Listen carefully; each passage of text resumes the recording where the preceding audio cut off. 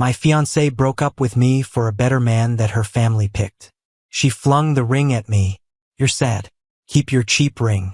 After 2 years, she's losing it because she sees how happy I am with my thriving business and my love. Hey everyone, I need your help before we start today's video. We can see that the channel is losing some traction, and subscribing is one of the finest ways to help us. It's fast, free, and it helps us keep making great stuff for you. Your help means everything. Let's work together to make this channel bigger. Thank you very much. Let's get the video going now. Hey, Reddit. My fiancée broke up with me after 4 years together, called me pitiful and said I had crazy dreams, and then went with her new guy the same day we broke up. 2 years later, my dreams came true and I was doing well. The best part is that I ruined her new boyfriend's job. She lost it. This is what happened. I, a 29-year-old man, met my ex-fiancée, a 26-year-old woman named Brooke, in the most silly way possible. At 2 a.m., I'm in the library. I was so tired from coding for 12 hours straight that when this girl with perfectly combed hair and a coffee cup tripped and spilled her latte all over my laptop, I couldn't believe it. Most people would have gone crazy, but I just looked at her and remarked, "Well, at least my code has some flavor now." She chuckled instead of running away. 4 years together, 8 months engaged, and 4 years of thinking we had something real. I had saved up for 6 months to buy the ring I used to propose. She agreed, sobbed tears of joy and posted photographs on social media with remarks about eternity. And she would come to my apartment on the 3rd floor. My house was about 600 square feet. In real estate terms, the building had character means that everything was damaged and the landlord didn't care, but Brooke appeared to love it. We used string lights from Target and posters I had collected over the years to adorn. My cat, Python, was next. I named him that, of course. My rescued tabby had this terrible tendency of knocking things off of every surface. But every night, without fail, he would curl up between us on the bed. Brooke always said she liked dogs more, but I would catch her talking to Python when she thought I wasn't around. Her parents never said they disliked me directly, but they did say it a lot. I got the treatment that kills you with 1,000 paper cuts instead. That look of disapproval from her mother was constantly there. The way her father asked about my small computer project was like how you would question a child about their imaginary buddy. There is a lot of positive energy there. Family dinners were like performance art, and I was both the audience and the punchline. But here's the deal. Brooke seemed different back then. She would roll her eyes at the drama at the country club and make fun of how stuffy they were.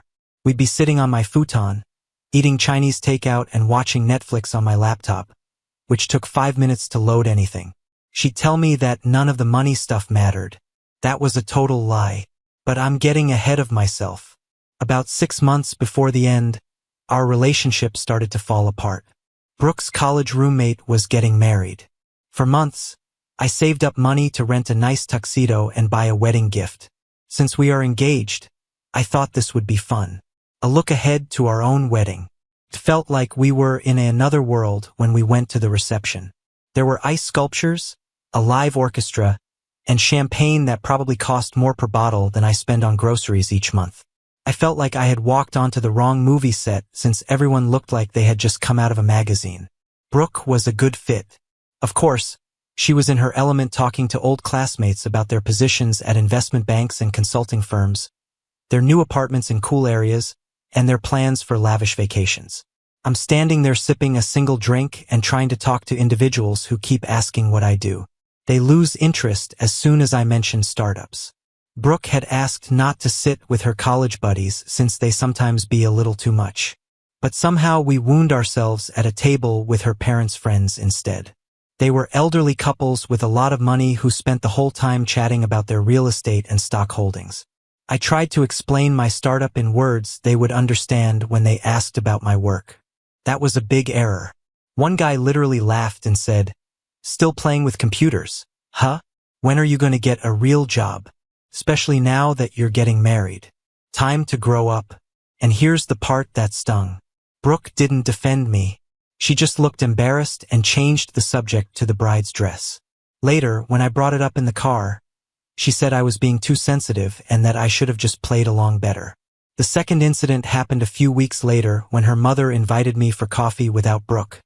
Just the two of us. We met at this upscale cafe in her neighborhood, the kind of place where a basic latte costs $8 and everyone looks like they're conducting important business meetings. She showed up 15 minutes late wearing designer everything and didn't apologize. Just launched straight into her agenda. "I've been thinking about your situation," she said, like my life was a problem she needed to solve. "And I have some connections who might be able to help you find something more stable." She pulled out a folder full of job listings she'd printed out. Entry-level positions at banks, insurance companies, corporate office jobs. The kind of soul-crushing 9-to-5 work that would have killed everything I was passionate about. "These are real careers," she explained, sliding the papers across the table with benefits, retirement plans, growth potential. "You could start at the bottom and work your way up like Brody did." I stared at the papers, genuinely speechless. "You want me to give up my startup to become what? A claims adjuster?" She looked at me like I was a child refusing to eat vegetables. "I want you to be realistic about your future, about Brooke's future. She deserves security, not fairy tales." The conversation went downhill from there. She kept using phrases like, "when you're ready to grow up," and "Brooke needs a provider, not a dreamer." She never raised her voice, never lost her composure, but every word was designed to make me feel small and inadequate. The worst part, when I told Brooke about it later, she didn't seem surprised or upset that her mother had ambushed me. She just said, "She means well. Maybe you should at least look at those jobs just as a backup plan." That's when I knew the poison was already spreading. The beginning of the end started with what Brooke called just a casual family dinner. She asked me to wear a blazer. When I showed up to their estate, and yeah, it's big enough to call an estate, I realized this wasn't going to be the intimate family gathering Brooke had described. The driveway looked like a luxury car dealership. BMWs, Mercedes, a couple of Audis. My 2008 Honda Civic with the dent in the bumper and the check engine light that had been on since Obama was president looked like it had wandered into the wrong neighborhood. The real kicker, this wasn't just family. Brooke's dad had invited his business associates and their sons. Guys who looked like they'd stepped out of a LinkedIn success story. Ivy League educations, summer internships at Goldman Sachs, fathers who play golf with senators. The kind of people who use summer as a verb. The conversation flowed like they were all reading from the same script. Investment strategies, European vacations, property portfolios. Meanwhile, I'm over here with my most exciting recent purchase being name brand cereal instead of the store brand. Real thrilling stuff. Then came the targeted questions. Delivered with surgical precision. "So, you're still working on that little tech project?" Brooke's father asked. "It's a startup." I corrected, trying not to sound defensive. "We're in early development, but we're making solid progress." I didn't mention that our last investor meeting had been a disaster or that my co-founder Jake and I had been pulling 80-hour weeks trying to fix a bug in our prototype that was making it crash every time someone tried to upload a file larger than 50 megabytes. Technical difficulties aside, we were broke and running on fumes. One of his friends, this guy with perfect teeth and a February tan that screamed "I winter in Florida," chuckled like I just told him the earth was flat. "Tech is so volatile these days. You sure it's a wise investment of time? Maybe a backup plan wouldn't hurt." The condescension was so thick you could cut it with a knife. And here's the part that really stung. Brooke didn't say a word in my defense. Usually, she'd jump in with something about how passionate I was or how she believed in what we were building. This time, nothing. Then they brought out Brody. Brooke's mother introduced him like he was the second coming. Brody just made junior partner at a top corporate law firm. Princeton undergraduate, Yale Law. Such a brilliant mind. Brody was everything I wasn't. Tall, perfectly groomed, the kind of guy who probably had his suits tailored and never had to check his bank balance before buying coffee. He talked about his recent bonus like it was casual conversation. The condo he just bought in the right part of town, his 5-year plan to make full partner. And Brooke, she was eating it up, asking questions about his work, laughing at his mediocre jokes, showing more interest in his career than she'd ever shown in mine. Every question she asked him felt like a small betrayal. I barely said 10 words the entire night. Every time I tried to contribute to the conversation, Someone would politely listen for about 5 seconds before steering things back to Brody's accomplishments or someone else's success story. I was watching Brooke transform into someone I didn't recognize. The girl who used to make fun of pretentious people was suddenly one of them. When we got back to my apartment that night, something had shifted. She complained about the broken elevator that had been out of order for months. She wrinkled her nose when Python jumped on the bed, something that had never bothered her before. She mentioned how small the bathroom was, like she was seeing the place for the first time. That's when I knew it was over. I just didn't know she was going to make it official so soon. A week later, Brooke showed up at my place after work, still wearing her business casual outfit from her marketing job at her dad's friend's company. A job she got without an interview. But that's a whole other story about how connections work when you have the right last name. She sat across from me at my tiny IKEA dining table, the same table where we'd had countless takeout dinners, game nights with friends, and late-night conversations about our future together. But this wasn't going to be one of those conversations. "We need to talk," she said, and I could tell she'd been rehearsing this.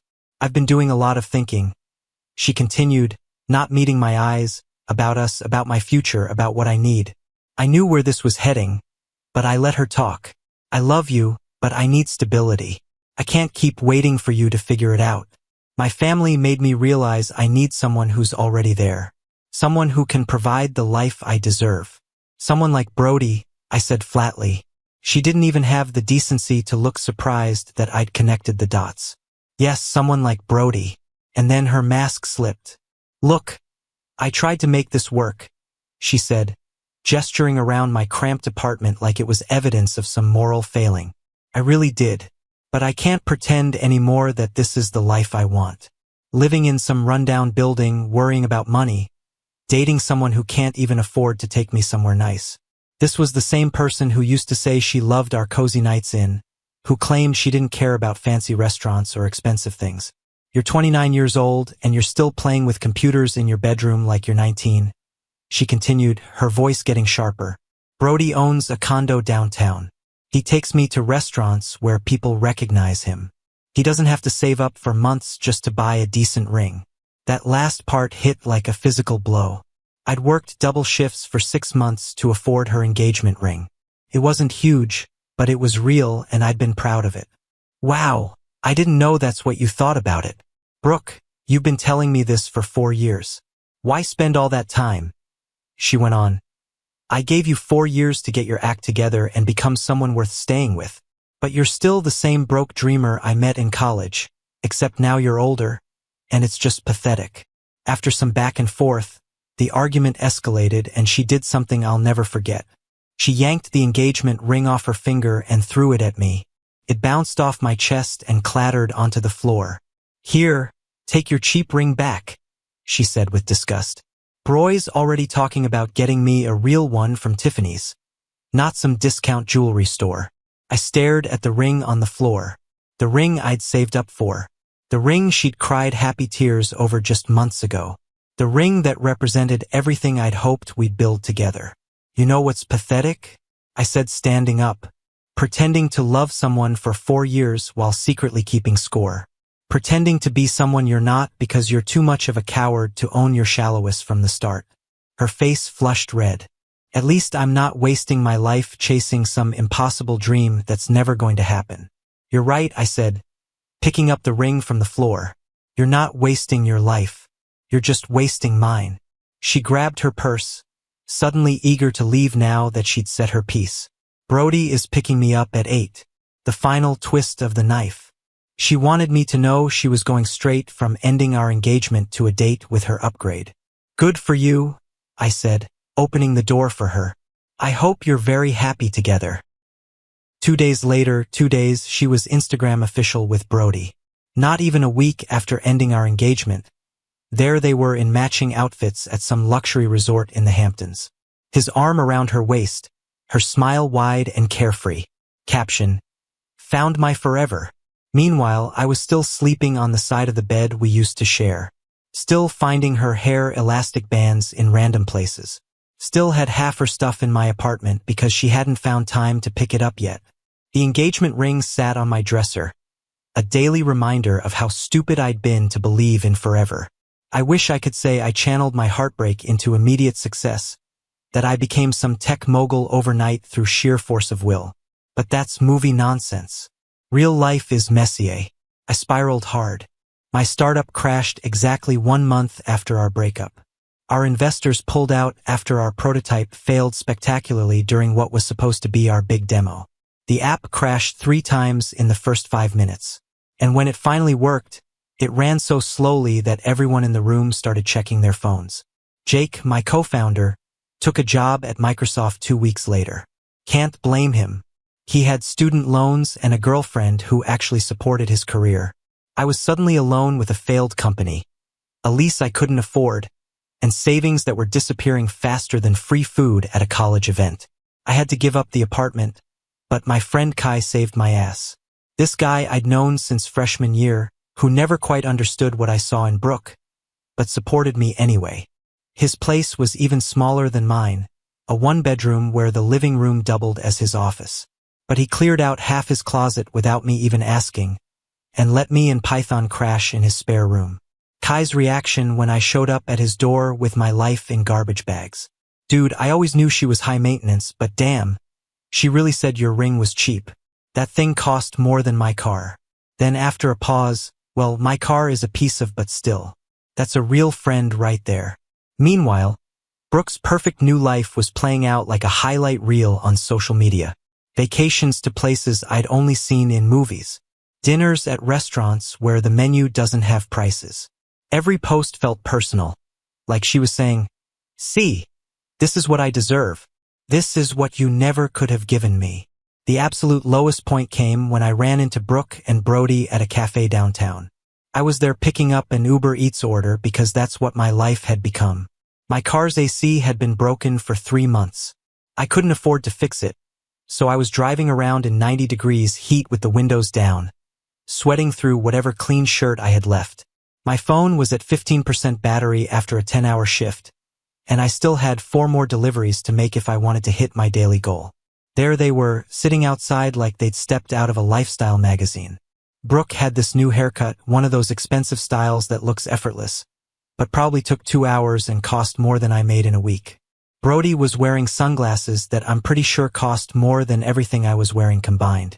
They were laughing about something, holding hands across the table, looking like the poster couple for living your best life. Then Brody saw me first. Well, he said loudly enough for nearby tables to hear. "Look who it is, still delivering food, I see." His smirk was pure malice.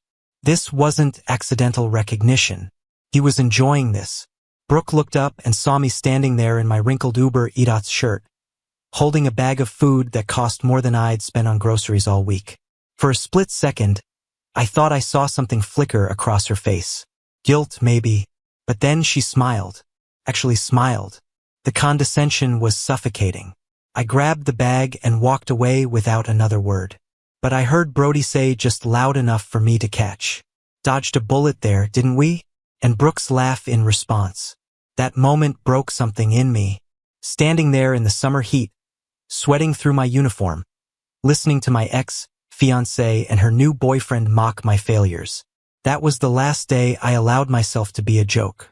I went home to Kai's apartment that night, deleted every social media app from my phone, and told him what happened. His response, "Bro, that guy sounds like the kind of person who thinks mayo is spicy." And she laughed, "Nah, man. Time to show these trust fund babies how the real world works." I cut everything out.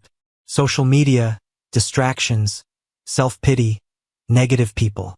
I went into full rebuild mode like my life depended on it. Sleep became a luxury I couldn't afford. 4 hours a night if I was lucky. Days were for Uber Eats. Evenings were for my night shift stocking shelves at the grocery store. And any spare moment was spent rebuilding my startup from scratch. But this time was different. I got smart about it. No more chasing investors with half-baked ideas and flashy presentations. I learned to bootstrap, to build something real before asking for anyone's money. No more trusting people easily. I kept my circle small, just Kai and a couple other ride-or-die friends who'd proven themselves when things got ugly. Kai was incredible through all of this. He'd bring me coffee during my late-night coding sessions, make sure I ate something besides protein bars, and never once complained about me turning his living room into a disaster zone. He even helped me land my first few enterprise clients through connections at his job. Didn't ask for anything in return, just wanted to see me succeed. For 2 years, I completely disappeared from Brooke's world. Had no idea what she was doing, who she was with, whether she was happy. And honestly, I stopped caring. While she was playing house with Brody, I was grinding harder than I'd ever worked in my life. My new startup idea came from my previous failure. Instead of trying to create some revolutionary consumer app that would change the world, I pivoted to B2B software, specifically AI-powered contract analysis for law firms. Kai's take on this pivot. So, you're basically building software to replace lawyers, dude. You're going to save the world and get revenge at the same time. That's some next-level supervillain stuff right there. It was boring, unglamorous work that nobody posts about on social media. But it solved a real problem I'd experienced firsthand when trying to navigate legal documents during my first startup. Small law firms were drowning in paperwork, spending hours on tasks that could be automated. Our software could analyze contracts, spot potential issues, and flag important clauses in seconds instead of hours. And more importantly, people were willing to pay for it. Then everything changed. Started small. A mention in an industry publication, a testimonial from a satisfied client that opened doors. Word spread in legal circles that there was this new tool that could do the work of junior associates at a fraction of the cost. Suddenly, I wasn't chasing clients anymore. They were calling me. My team was incredible. People who believed in the vision, who worked just as hard as I did, who became like family. Jake actually reached out during this phase, wanting to come back. Said Microsoft was fine, but he missed the startup energy.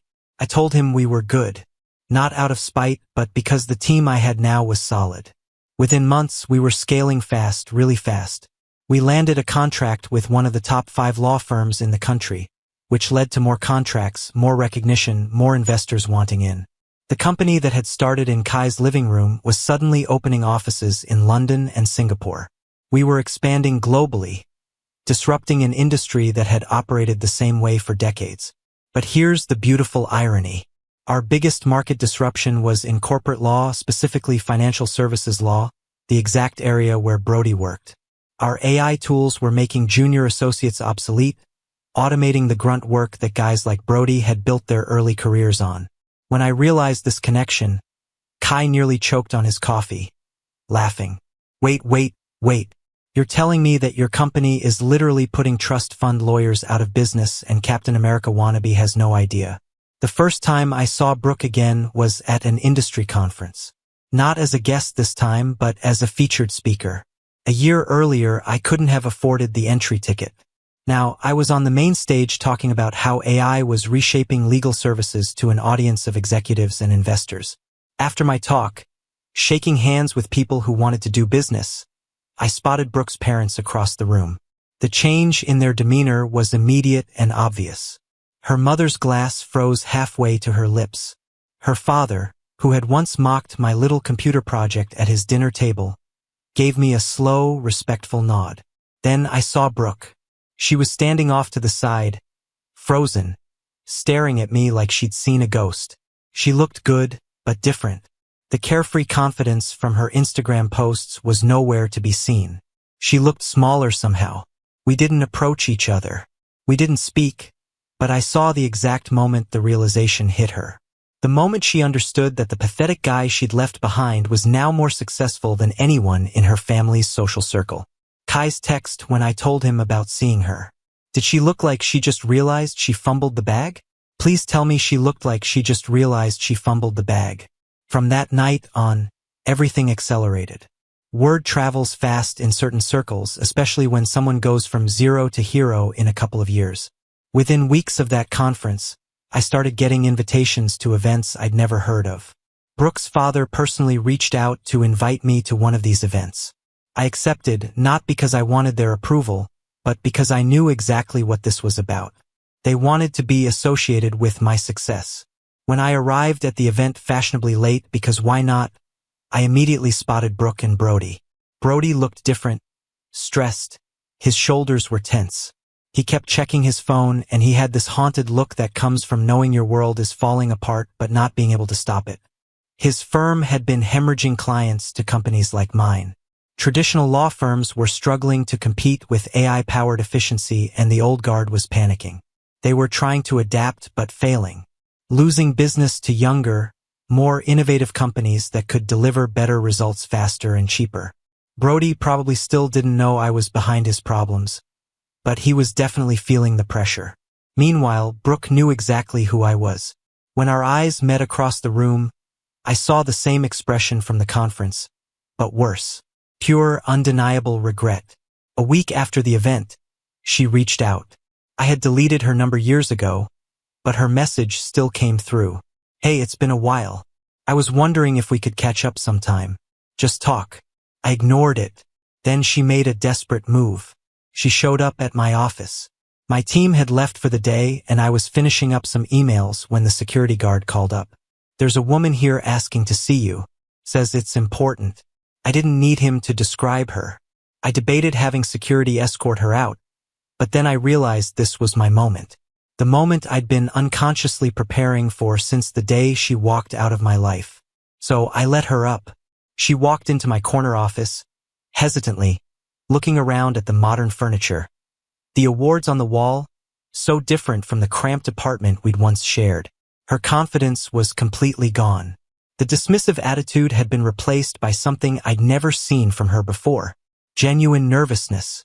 Hey, she said softly, giving me a sad smile. It's been a while.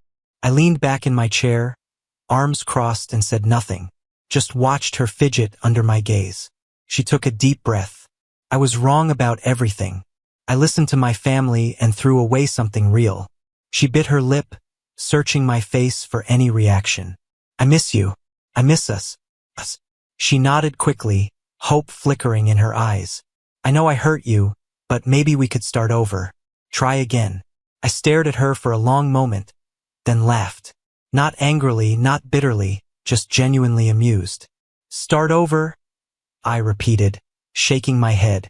We ended the day you chose them over me, she winced. But I wasn't done. You didn't want me when I was broke. You didn't have faith in me when I was having a hard time. You left me for someone with more money and labeled me pitiful. But now that I've made it, you want back in. Her expression sank as the words hit home. I rose up and buttoned my fitted suit jacket. Brew, I don't think about you. I don't want you back. And I really don't need you. The door to the office opened at that moment, and my girlfriend came in. Chloe was a great product designer I met at a tech conference. She believed in our firm when we were still working out of Kai's flat. A beautiful, smart woman who made Brooke look like a vapid Instagram star by comparison. Brooke's face turned white. I smiled at Chloe and then turned back to Brooke. You see, I did discover someone who is my type. Turns out it wasn't you after all. I took Brooke to the elevator and watched the doors lock behind us. It should have felt like a win, but it really just felt like finishing a book I'd read years before. But that wasn't the end. That was merely the first move in the endgame. A few weeks later, lawyers started to hear that Brody's company was in big danger. At an alarming rate, my company's AI-powered tools were taking the place of traditional legal services. We were quicker, less expensive, more accurate, and more productive. They charge clients hundreds of dollars an hour to perform what we can do in minutes. Brody's business was losing money attempting to compete with technology they didn't comprehend and couldn't match. Instead of changing, the old guard partners were freaking out, making rash decisions, and losing more business in the process. I heard from others in the industry that Brody was having a total breakdown behind closed doors. He was working more than 90 hours a week, yelling at young associates, and doing everything he could to keep his biggest clients. Kai's opinion. So, the guy who made fun of you for toying with computers is now getting hurt by them. Investors were withholding their money because they thought the company was an old dinosaur in a market they no longer understood. The best thing was that Brody still didn't know that I was the one who ruined his career. While Brody's career was falling apart, Brooke's parents were doing everything they could to fix things. They had treated me like a loser who was broke for years and didn't deserve their daughter. The urgent attempts to get back in touch began right away. Brooke's mom sent me polite emails to say how happy she was for me. In interviews, her father called me one of the most promising entrepreneurs of the decade. They asked me to business events and said they would be good for networking. I didn't pay any attention to it. Then her dad phoned me personally. I answered just because I was curious. He said, "I think we should talk, son," in a pleasant tone about business opportunities, possible alliances, and water under the bridge, you know. He talked about synergies and cooperation for a few minutes before getting to the point. "Hey, Brooke messed up. I get that. We all know this. But things have been hard for her lately, and I think it would be best if you two simply sat down." And I hung up in the middle of a sentence. There was no apology, no taking responsibility, just sheer self-serving damage control. I never answered their calls again after that. The moment Brody finally figured out who was to blame for his fall was amazing. This time, I was on a panel at another industry conference talking about the future of AI and the law. A CEO of a big company said in public, "Honestly, these guys are changing the game. Some of the biggest traditional firms are having a hard time keeping up." The camera then panned to the audience, where Brody's face was completely pale and his expression was a mix of shock and growing horror. You could see the exact instant it clicked. I wasn't only the ex-boyfriend of his ex-girlfriend. That night, I was the man who was slowly ruining his career. He lost it. I got a text from someone we both know. Brody recently lost his in a meeting with his partner. You need to hear this. It seems that one of the senior partners brought up my company as an example of what they needed to compete with during a strategy meeting for the whole company. Brody went utterly crazy, started yelling that I was simply a lucky fake. What would happen to my business if anything went wrong? How established law would always win in the end. What's the problem? They looked at him like he was crazy, knowing that Brody wasn't the future of their business. He was the past and I was the future. But I had one last thing to do. My company was preparing for its biggest purchase yet a few months later. We were buying out a smaller but very powerful law practice that happened to be a direct competitor of Brody's company. It wasn't simply business. This was the end of the game. We stole a few of Brody's top clients right after the deal was done. His company had to merge with a bigger competitor in order to stay in business within 6 months. Brody moved from being a junior partner to just another worker. He was probably doing the same hard job he had bragged about getting away from years before. The golden child, who had everything handed to him, was now just another lawyer trying to stay relevant in a field that had moved on without him. It wasn't over yet, though. Brooke made one last, desperate effort. 3 weeks following the official merger of Brody's company, Brooke came back to my office. This time, though, it was different. This woman wasn't the same nervous, hopeful one from before. This was the most desperate thing ever. It was about 7 p.m. on a Friday night. I was staying late to fulfill some contracts, but most of my crew had already left for happy hour. The guard called and seemed unsure. "There is a woman here, sir. She's not happy at all. She says she needs to see you right away." I told her to let her go. I had a hunch about who it was. I could hardly recognize her when the elevator doors opened. The woman I knew was no longer polished and put together. Her hair was all over the place. It looked like she had been crying because her makeup was smudged. She had on trousers and a sweatshirt that was crumpled. I had never seen her wear something so casual, even when we were still together. She rushed into my office without being asked and said, "Thank God you're here. I have called and texted. Why aren't you answering me?" I stayed cool and sat behind my desk. "Brooke, we don't have anything to talk about." "Yes, we do," she almost yelled. "I broke up with him. I broke up with Brody. It's finished." I raised an eyebrow but didn't say anything. His business went under. He lost it all. He just kept blaming me. Said it was my fault that I left you, that I had messed up both of our lives. She began to walk back and forth quickly. "That's it for me. That's it for me." I said, "Good for you," without any emotion. She stopped walking around and looked at me. "Don't you understand? I have time now. We can be together once more. We can begin again." I almost laughed. Start again? I messed up. Her voice got higher and more urgent as she stated this. The worst thing I've ever done. I should have never left you. You were right about everything. My family, Brody, everything. But I'm here now and I've chosen you. She came closer to my desk, her eyes wide with fear. I know you still care about me. What we had was real. Love that is real doesn't just go away. I answered, you're right. Getting up. Love that is real never goes away. But what we had wasn't love. Her face fell apart. That's not right.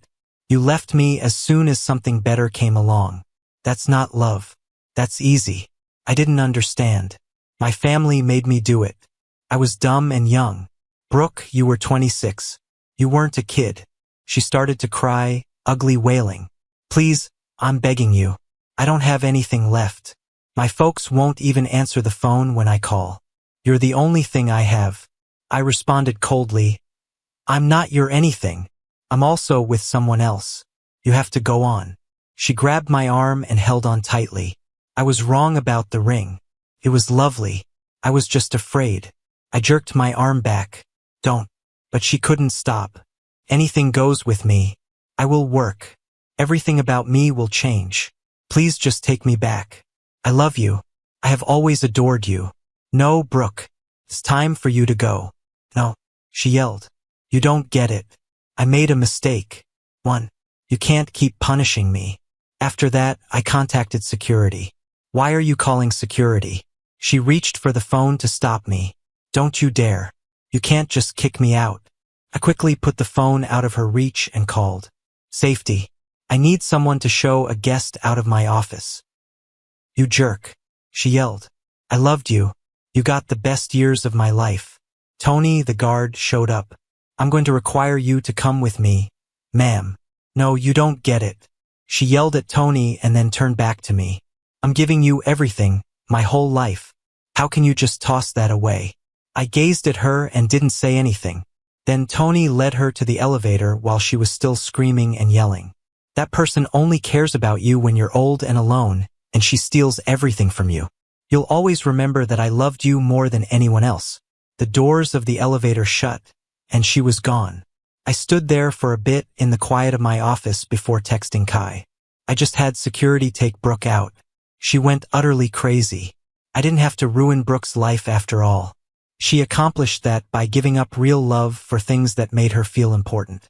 She had nothing left when that status went away, not even her pride. He answered right away. Dude, please tell me that someone got video. That sounds like great content for YouTube. Entitled, Ex-Fiancée had an enormous meltdown at the tech workplace would receive millions of views. I couldn't stop laughing. Even after all that craziness, Kai understood just how to put things in their proper place. In the end, I didn't have to ruin Brooke's life. She accomplished that by giving up real love for things that made her feel important. She lost everything, even her dignity, when that status went away. The greatest way to get back at them wasn't to ruin their life. It was just living mine better without.